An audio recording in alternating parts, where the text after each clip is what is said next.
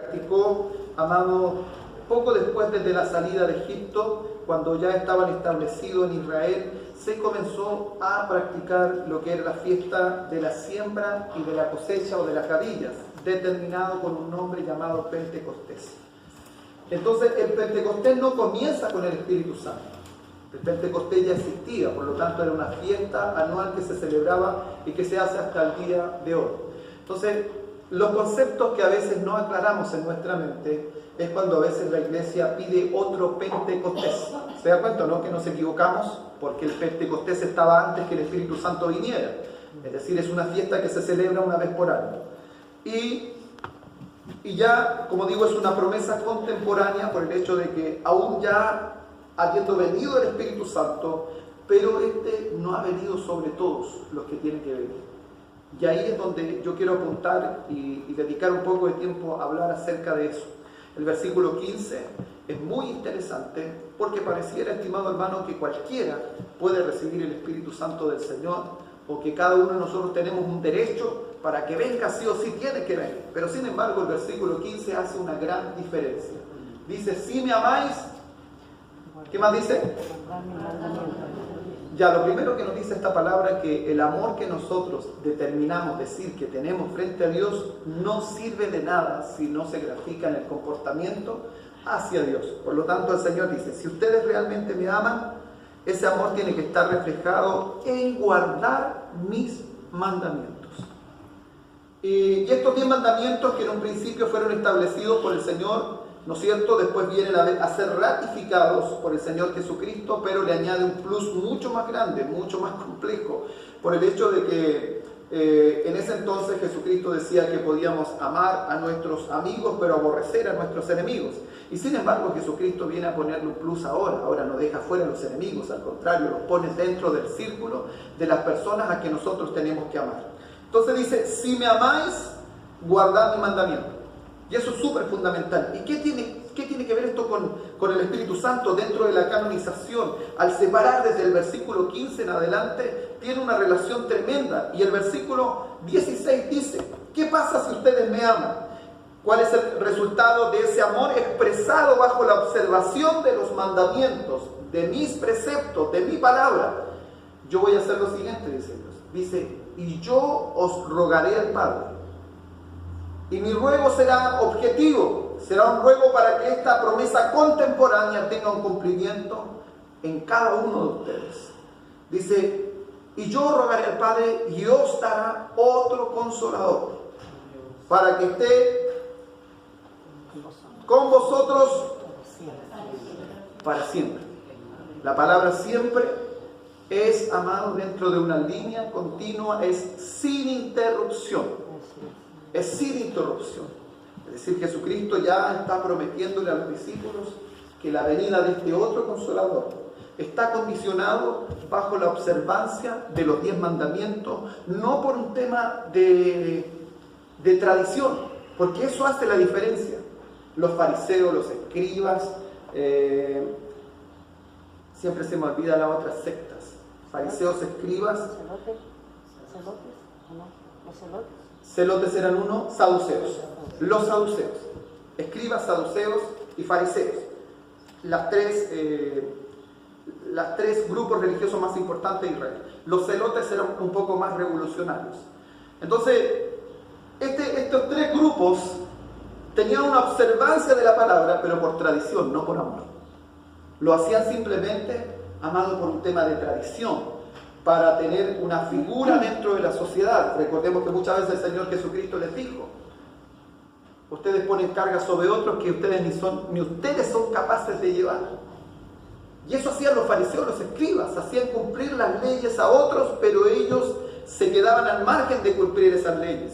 Entonces el Señor no nos llama a cumplir las leyes por un tema de requisitos sino porque simplemente le amamos. No tenemos que ayunar sino porque le amamos. No tenemos que orar sino porque le amamos. No tenemos que perdonar sino porque le amamos. No tenemos que bendecir a alguien sino porque le amamos. Eso hace la diferencia de un religioso a un hijo de Dios.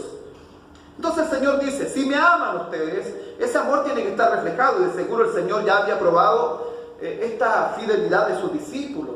Recuerde que Pedro le dijo al Señor, a la muerte voy contigo. Y el resto de discípulos dijeron lo mismo, dice la palabra, que todos comenzaron a decirle lo mismo al Señor. Entonces el Señor ya sabía que ellos tenían cierto afecto, cierta cercanía, habían creado, amados, ciertas ligaduras de amor, de amistad con este maestro. Llevaban cerca de 3 años y un poco más.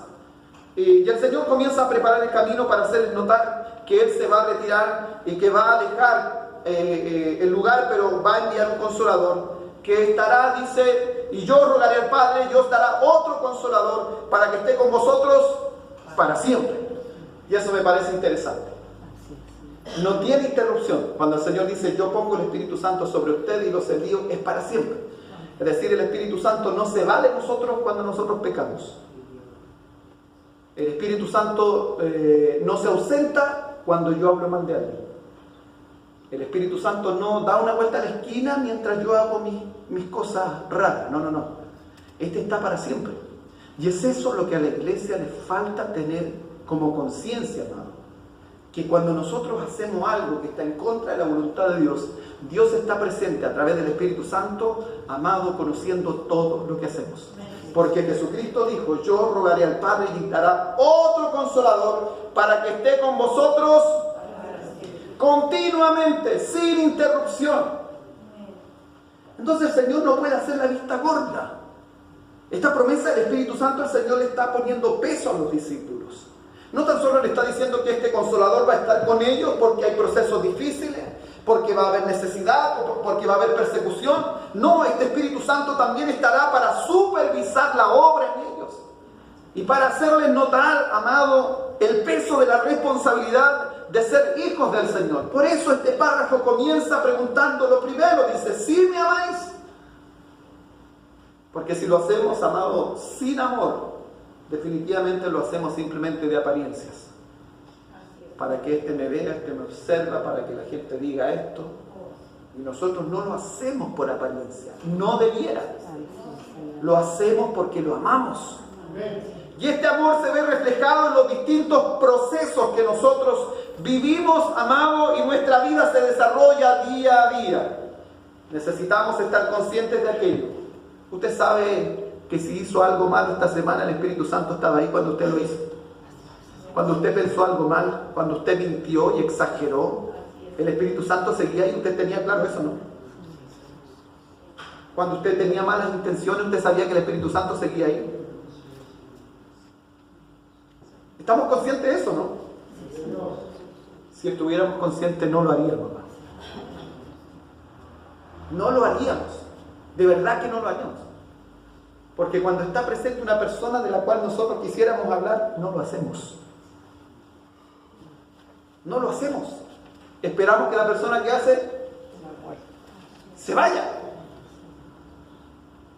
Pero el que no se va es el Espíritu Santo. Entonces a veces, amado, pensamos, y lo decía el día domingo, a veces solo tenemos al Espíritu Santo para que supla nuestras necesidades. Es decir, ojalá me profetice, ojalá me hable, ojalá me sane, ojalá me estremezca, ojalá me llene, me inunde. Pero cuando tiene que acusarte la conciencia, ojalá no lo haga. Pero también está para eso. También está para poner una carga y un peso en nosotros cuando estamos, amados, equivocando el camino. Por eso se me hace interesante. El Señor le dice a los discípulos, mire, si ustedes me aman, necesitan vivir de esta forma. Y he estado más de 3 años con ustedes, señalándole cómo tienen que vivir, los pasos tienen que dar. Y el Señor tuvo que muchas veces corregir. Dice la Escritura que el Señor enseñaba en parábolas a toda la gente.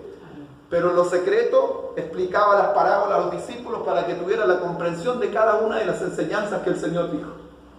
Por lo tanto, estos discípulos ya tenían cierto conocimiento en su vida, amado, necesario para tener cierto comportamiento también del día a día. Y también el Señor le hace notar, dice, yo rogaré al Padre, pero si ustedes me aman y guardan los mandamientos, yo rogaré al Padre para que envíe ese consolador. Entonces no es que cualquiera venga y diga, ven Espíritu Santo, lléname. No ocurre así, amado. No ocurre de esa forma. Para ello tengo que observar los mandamientos y vivirlos. Y a veces usamos este Espíritu Santo, insisto, lo usamos como simple amuleto. Y nos olvidamos que es una persona. El problema es que no le vemos. Y nosotros tenemos un problema. Si no lo vemos, no lo creemos. Si no lo vemos, no lo respetamos. Si no lo vemos, no tenemos una interacción con Él. Y después le dice el Señor Jesucristo a sus discípulos en el 17, les dice: el Espíritu de verdad, el cual el mundo no puede recibir. ¿Se da cuenta o no? No le podemos hacer entrar a gente del mundo la presencia del Señor porque no está para ellos. Ellos primero tienen que venir a Cristo y conocer al Señor y oír su palabra. Porque la palabra, dice la Escritura, que por su palabra sois libres. Porque la palabra nos hace libres. Entonces, esto no es para cualquiera. Si bien es cierto, el Señor quiere que todos los hombres vengan al conocimiento de la verdad, se arrepientan y le conozcan, todos, absolutamente todos. Pero no cualquiera recibe su presencia. No cualquiera, no. El Espíritu de verdad, el cual el mundo no puede recibir, porque no lo ve ni lo conoce. Dice: pero vosotros lo conocéis. ¿Cómo le dice eso? Vosotros lo conocéis si todavía no venían. Ya le dice dos cosas interesantes. Les habla de un tiempo presente y también le habla de un tiempo futuro. Dice: pero vosotros lo conocéis, porque vive con vosotros. Es decir, Jesucristo mismo tenía la presencia de su Padre, el Espíritu Santo estaba en Él y vivía como uno más dentro de ellos. Perdón, con ellos, no dentro de ellos. Y el Señor le hace notar que esta presencia ya vive, pero morando en la persona de Jesucristo. Tiempo presente, dice. Se le pierde el versículo. Pero está allá. Pero vosotros lo conocéis porque mora, tiempo presente, con vosotros. Y después dice: estará, tiempo futuro. Ya no dice con vosotros. ¿Cómo dice ahora? En vosotros. Es decir, en este minuto ustedes están siendo protagonistas de una presencia que está con ustedes, como uno más dentro del grupo. Pero llegará un momento cuando yo rogue al Padre, Él enviará este Espíritu que ya no estará como uno de ustedes, sino estará dentro de ustedes. Y eso es súper importante también reconocerlo. Porque cuando yo sé que ya tengo el Espíritu de Dios, no tengo para qué seguir hablando para cualquier lado, porque sé que está ahí. Y ahora tengo que aprender a dejar que el Espíritu del Señor fluya, para lo cual fue puesto en nuestra vida. Y el domingo hablamos de alabanza, poder, maravilla, ¿sí o no? Y dentro del poder hablamos de que la iglesia recibió ahí en Hechos capítulo 1, versículo 8, el Señor Jesucristo ya había sido crucificado, estaba confirmando a sus discípulos antes de ascender al cielo, les dijo: y recibiréis poder cuando haya venido sobre vosotros el Espíritu Santo, y me seréis testigos en Samaria, Judea y hasta lo último de la tierra. El versículo 18 dice: no os dejaré huérfanos. El Señor, unos versículos más atrás, no sé si en el capítulo, un capítulo más atrás, el Señor ya ha tenido un diálogo con los discípulos, que es necesario que Él se vaya. Por lo tanto, el Señor también sabe que el corazón de sus discípulos está preocupado y se comienza a entristecer, porque tienen la sensación, amado, de quedar huérfanos. Es decir, encontraron a un tremendo líder, un potencial que los comprendía, que los bendijo, que obró milagros en presencia de ellos, que los inspiró como maestro, ellos siendo discípulos. Y sienten que todas estas cosas que el Señor les está comunicando, es más bien les da una pena, una tristeza, porque el maestro se está despidiendo, literalmente. Se está despidiendo. Dice: no os dejaré huérfanos, volveré a vosotros, ratificando otra vez esa promesa.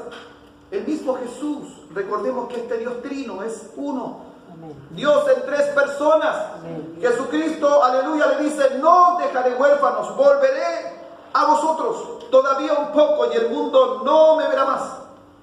Pero vosotros me veréis, porque yo vivo, vosotros también viviréis. Amén. Y en aquel día vosotros conoceréis que yo estoy en mi Padre y vosotros en mí y yo en vosotros. Ese juego de palabras, literalmente el día que la presencia del Señor, en ese día que era la fiesta de la gavilla, llamado Pentecostés, descendió el Espíritu Santo y se vieron formas de lenguas visibles de fuego, las que entraron en la gente. Fue el momento donde esta palabra tuvo un cumplimiento. En ese momento les fue revelado a los discípulos, con esa presencia, lo que era estar en el Padre y el Padre en ellos y ellos en Jesús. Porque ya no sentía la sensación de huérfandad. Es decir, Jesús había sido crucificado, sus discípulos fueron dispersos, por lo tanto esta sensación el Señor sabía lo que iban a experimentar. Todos iban a huir, todos iban a ser dispersos, lo decía su palabra. Y en aquel día vosotros conoceréis que yo estoy en mi Padre y vosotros en mí y yo en vosotros. Y el 21 es interesante, dice, el que tiene mis mandamientos y los guarda, este es el que... Entonces no basta con tener una Biblia.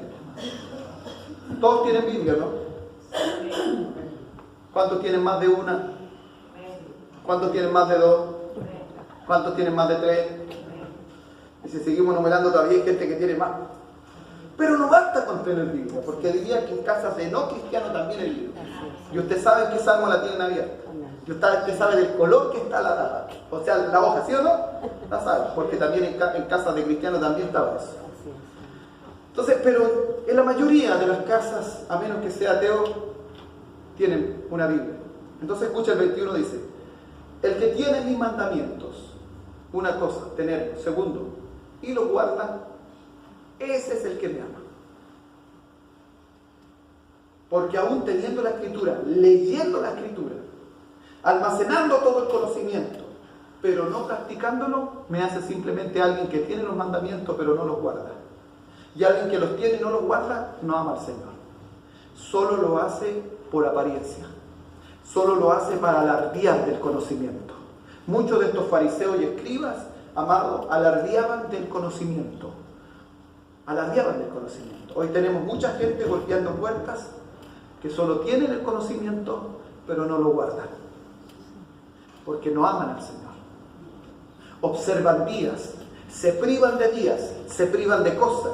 Amado, pero solo lo hacen por apariencia, no porque aman al Señor. La Escritura dice, aquel que come para su Señor come, y el que deja de comer para su Señor deja de comer. Y muchas veces, amados, nos aprendemos la Escritura de memoria para ver el pecado del otro, para ver en qué cae, en qué está su falta. Pero esta palabra, más para que señalar al resto, es para señalarnos a nosotros mismos y poner nuestra vida en obediencia delante del Señor. Porque el primero que tiene que corregirse por la palabra no es el predicador, es el que la lee. Porque se imagina que es el predicador, o sea, aquí el resto se lava las manos. Los predicadores nomás no. La palabra es para todos. Para todos. Si usted no tiene la oportunidad de subirse al púlpito, ese no es problema, amado, para no leer las Escrituras y tener una observación de ellas y meditarlas y ponerlas por obra.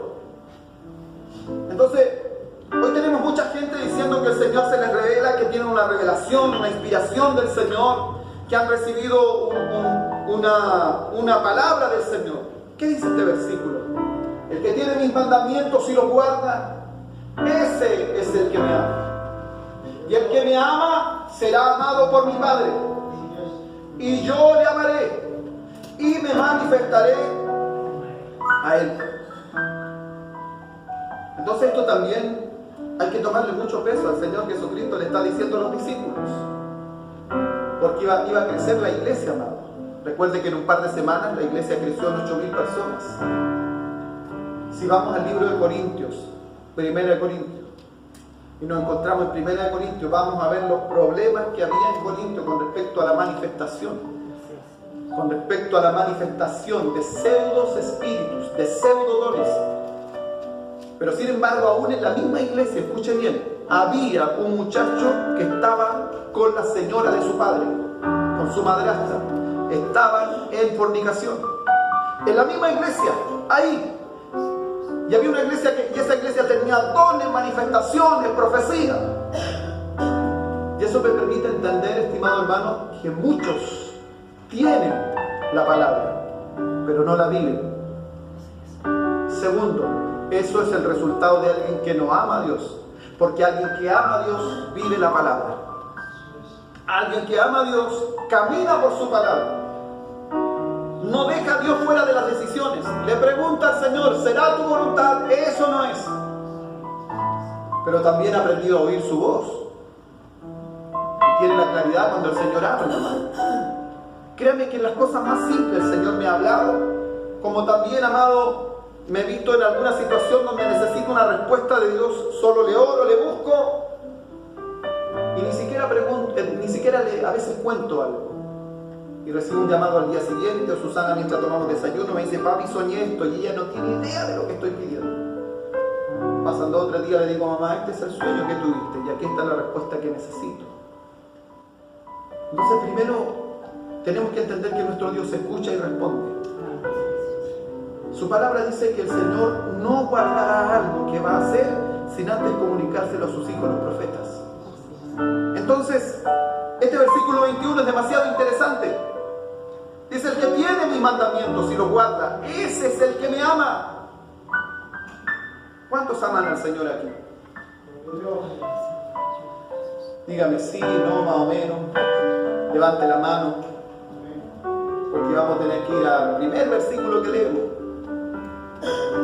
Y el primer versículo decía, si me amáis. Entonces partamos por ahí. ¿Cuánto aman al Señor?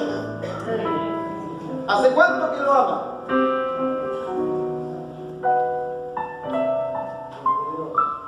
¿Hace cuánto sigue haciendo todavía lo que no debe hacer? ¿Hace cuánto seguimos infringiendo la palabra? ¿Hace cuánto que seguimos desobedeciendo lo que la Escritura dice? Entonces, si usted me dice que ama a Dios hace 5 o 10 años, usted hace 5 o 10 años está viviendo la palabra al pie de la letra. Ahí se nos puso cuesta arriba. Porque nos damos cuenta que fallamos. Es decir, necesitamos mejorar este amor recíproco por Dios. Y por eso insisto en el tema de 1 Corintios. Esta primera carta apunta a una iglesia que profesa una espiritualidad, que profesa tener la unción del Espíritu, los milagros, hablar en lengua. Pero 1 Corintios 13 habla de que están tremendamente confundidos. Porque dice, si hablaré lenguas angélicas, si repartiese todo mi bien, si diere mi vida en sacrificio por otro, pero si no tengo amor, de nada sirve. Entonces, Señor, antes que la iglesia entrara en ese episodio que Él lo advirtió, esto tiene que ver con amor. Si usted, amado, hace algo para agradar a los hombres y no lo hace para agradar a Dios, porque esto a veces también se confunde, es que no, yo esto lo hago para Dios, no para usted, tampoco tiene que ver con eso, porque la Escritura dice que también tenemos que tener buena opinión delante de Dios y de los hombres. No para agradar a Dios tengo que ofender a alguien. Si me amáis, guardad mi mandamiento. Amado, quisiera que nos pusiésemos en campaña. Me molestan los lentes, yo no sé si antes que ponerme otro lente. Pero me los saco y se me olvida que no puedo leer, así que tengo que volver a poner. Si nosotros, estos poquitos que están acá, nos pusiésemos en campaña y amásemos al Señor con todas sus fuerzas, déjeme decirle que entraríamos en un avivamiento extraordinario de su presencia. Porque Jesús está sujeto a esta promesa contemporánea, donde, aleluya, su presencia de forma inevitable tendría que venir y llenar a los que aún no están llenos. Hemos recibido las arras del Espíritu. Las arras es porción, una primicia, una parte. Pero eso no quiere decir que no podamos recibir más, porque la Escritura dice que algunos eran bautizados, pero habían sido bautizados y aún así los apóstoles oraron para que fueran llenos del Espíritu Santo. Yo no sé si usted está lleno del Espíritu Santo. Yo no sé si usted está rebosando su presencia. Si fuera así, de seguro había gente golpeando la puerta de su casa y los milagros estarían ocurriendo. ¡Wow! Sería conocido usted en todo el barrio que tiene una unción de Dios extraordinaria. Esta palabra es para tirarlos para arriba. ¿Cuántos aman al Señor? Ahora, ¿cuántos pueden decirme, lo amo de verdad? O por ahí estoy como que estoy pololeando con Dios, ¿no? Yo hoy estuve a punto de decirle esto a Susana, porque ella me pide algunas cosas que hacer. A veces estoy ocupado. Y mientras hacía eso que me pedía hacer, toda una instalación que tuve que hacer, yo decía dentro de mí lo que hace uno con una persona que ama. Guarda silencio, no rezonga, te pegáis en un dedo porque se te corrió el clavo. Y yo estaba dentro de mí, de verdad, cuando estás enamorado, no importa lo que cueste, lo haces porque amas y porque quieres ver feliz hacia otro. Entonces, ¿por qué no comenzamos a vivir la vida amando a Dios y no por lo que Él nos pueda dar? No por lo que Él nos pueda dar. Ya no podemos hacer cosas para sacarle algo a Dios, porque lo tenemos todo, amado. Usted lo tendrá todo. Sí, yo lo tengo todo. Lo tengo todo. Porque su palabra dice que con Cristo nos han sido dadas todas las cosas. Y su palabra dice que nosotros a veces pedimos así, pero Él nos da más abundantemente de lo que pedimos o entendemos. Sí, sí, amados hermanos. Tenemos su presencia. Él se quiere manifestar de manera sobrenatural en nosotros. Pero Él se ha de manifestar a aquellos que viven la palabra, que guardan sus mandamientos. A esos el Señor los ama. El Padre los ama. El Señor Jesucristo los ama. Y la única forma que se manifieste es que ese amor se vea reflejado en el comportamiento de nuestro diario vivir. Si no hay servicio hoy día, no oramos. No, yo oro igual. Si no hay culto de oración, no oro, yo oro igual. Y aparto mi tiempo en la mañana, y si después de 12 tengo ahí, me encierro en la habitación en la noche. Porque tenemos que desarrollar un hábito. Y no todas las veces me vengo a pedir, no. Al momento que estoy es simplemente para dar gracias, para alabarlo, para bendecirlo. Porque la Escritura dice que antes que la palabra esté en nuestra lengua, ¿qué dice su palabra? Tú la conoces toda. Y hay cosas que ni siquiera, amado, necesitamos pedirla. Entonces, ¿por qué no demostramos un poco más de afecto? Hay una promesa contemporánea. De seguro habrán personas que tendrán que llegar acá, que aún esta promesa no se ha cumplido en ellos. ¿Por qué? Porque aún el Espíritu Santo descendiendo, estando, aún no ha entrado en esa vida. Pero yo quiero ser testigo de ese milagro. Yo quiero que usted y yo seamos instrumentos para que el Señor nos use para ministrar a otros. Donde la presencia del Señor llene la vida de estas personas. Sí, amados, seamos nosotros responsables de traer a otros y no de alejarlos. Porque cuenta tendremos que dar. La Escritura dice, ay de aquel que quisiere tropezar a uno de estos pequeños. Mejor es decir, le doy a escoger que vaya ahí a Contulmo. En Contulmo todavía hay un molino con piedra.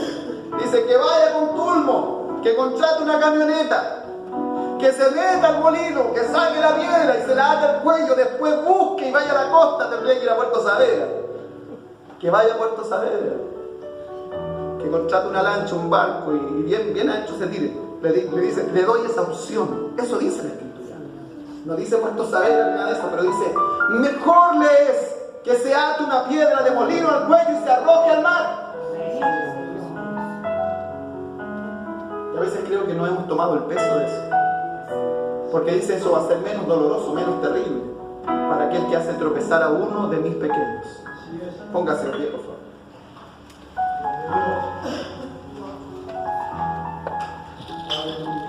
¿Cuántos están enamorados? ¿Cuántos todavía tienen romanticismo con el Señor? ¿Cuántos le hablan todavía palabras hermosas? Sí. Sí, amados, necesitamos estar enamorados, perdidamente enamorados del Señor. Y en medio de ese amor el Señor te va a pedir cosas difíciles. Recuerda a Abraham, le había dado el único hijo de su esposa a quien él amaba. Tenía un Ismael, pero no era amado de la mujer que él amaba. Hasta que llega un Isaac. Pero Abraham tenía tanto amor por Dios, que ese amor superó el amor que tenía por ese niño. Que cuando el Señor le dijo, quiero que tomes a Isaac, quiero que subas a la cumbre de este monte, quiero que prepares un altar, que pongas leña sobre el altar, y quiero que ahí me sacrifiques a Isaac. Solo lo hace alguien que está enamorado. Solo lo hace alguien que ama perdidamente. Y creo que hay días que no quisiéramos subir al monte ni sacrificar, porque hay días que nos pide el Señor, parece que son días difíciles, pero porque le amamos estamos acá.